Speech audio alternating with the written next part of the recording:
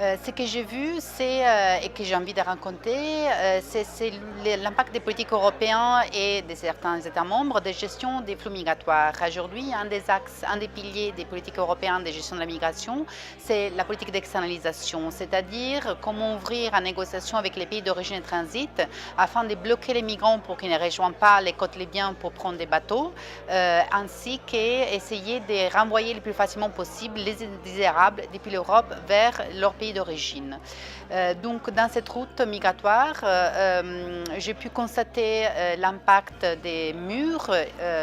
faits par des systèmes de contrôle, l'impact qui a poussé des migrants à prendre des routes beaucoup plus dangereuses.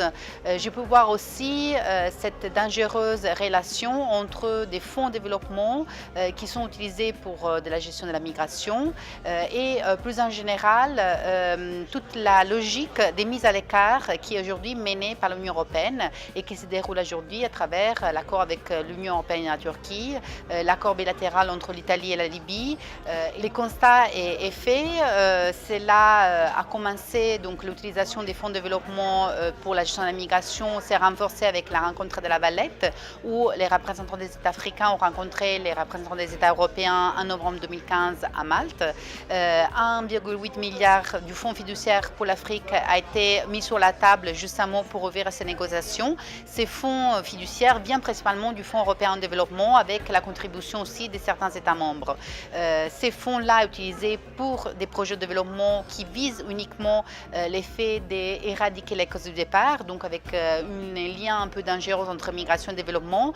puisque nombreuses études nous démontrent au contraire que plus de développement mène au début à l'augmentation des migrations, donc déjà un paradoxe de cette logique. Et deuxièmement, parce que ces fonds aujourd'hui sont utilisés notamment dans certains pays, je pense au Soudan, je pense au Niger, pour la formation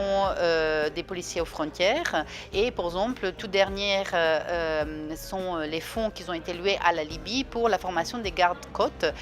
pour qu'ils soient formés au sauvetage. Malheureusement, ce qu'on sait très bien, c'est qu'après les sauvetages, souvent les migrants sont ramenés dans les centres de rétention. Donc nous ne considérons pas celui du sauvetage et au contraire, nous rappelons la responsabilité des États européens d'un côté à continuer à mener des opérations de sauvetage et pas sous-traiter ces opérations aux pays voisins tels que la Libye, l'Égypte, la Tunisie, mais surtout à l'importance de l'ouverture des voies légales d'accès au territoire parce que ça, c'est la seule façon pour arrêter que l'hécatombe qui touche aujourd'hui les continents européens puisse continuer.